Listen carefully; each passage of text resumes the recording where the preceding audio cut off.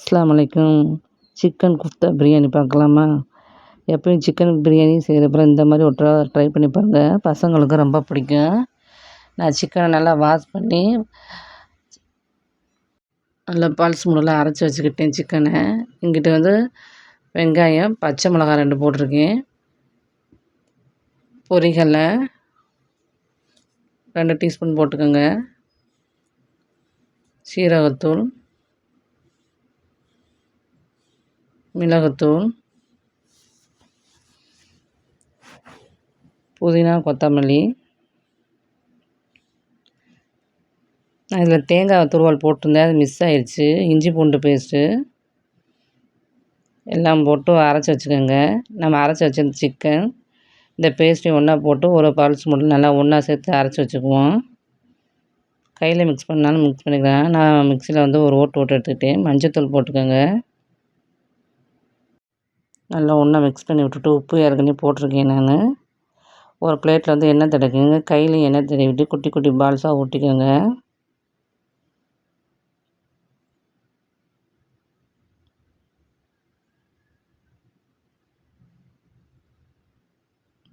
நான் தேங்காய் எண்ணெய் ஊற்றி இந்த பால்ஸ் எல்லாம் அதில் போட்டிருக்கேன். இது உதறலாம் செய்யாது, நல்லா வரும். நல்லா பால்ஸ் நம்ம போடும்போது நல்லா குலோப் ஜாமுன் மாதிரி நல்லா பெருசு பெருசாக வரும்.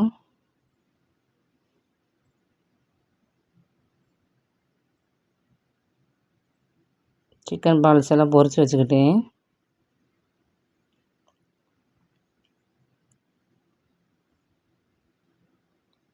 பிரியாணி தேவையான வெங்காயம், தக்காளி, பச்சை மிளகாய், இஞ்சி பூண்டு பேஸ்ட்டு எல்லாம் எடுத்து வச்சுருக்கேன்.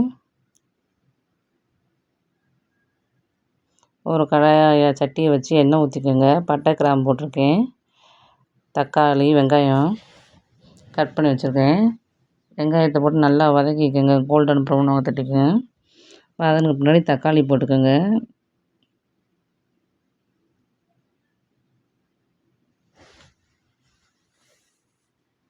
இஞ்சி பூண்டு பேஸ்ட் 2 டீஸ்பூன். புதினா மல்லி இலை,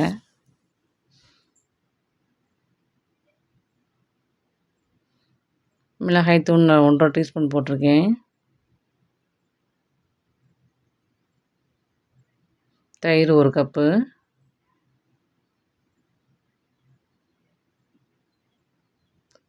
பட்டை, கிராம்பு தூள்,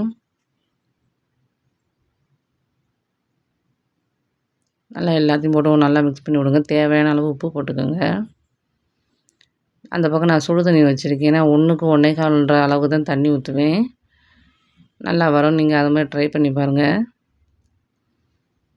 நல்லா தண்ணி ஊற்றிட்டு கொதிக்கிற ஸ்டேஜில் இந்த பால்ஸ்லாம் போட்டுக்கோங்க. போட்டு ஒரு கிண்டி விட்டுட்டு கொதிச்சிடும். கொதிச்ச பின்னாடி இந்த பால்ஸை கொஞ்சம் வெளியே எடுத்து வச்சுக்குவோம் கடைசியாக போடுறதுக்கு.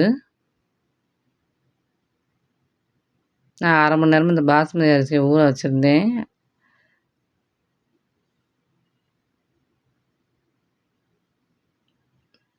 போட்டு நல்லா கிண்டி விட்டு இந்த ஸ்டேஜில் உப்பு எப்படி இருக்குன்னு செக் பண்ணி பார்த்துக்கோங்க. அவ்வளோதான்.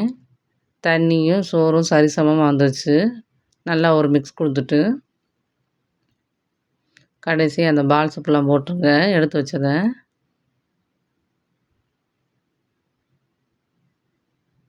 போட்டு நான் தோசைக்கல் அடியில் வச்சுருக்கேன். மேலே சட்டியை தூக்கி வச்சு 2 டீஸ்பூன் நெய் ஊற்றிருக்கேன்.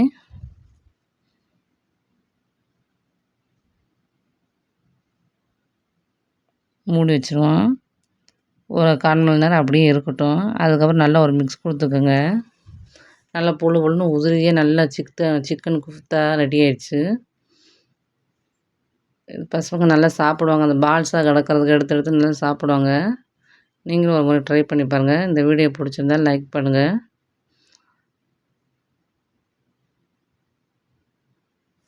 சப்ஸ்கிரைப் பண்ணுங்கள். தேங்க்யூ.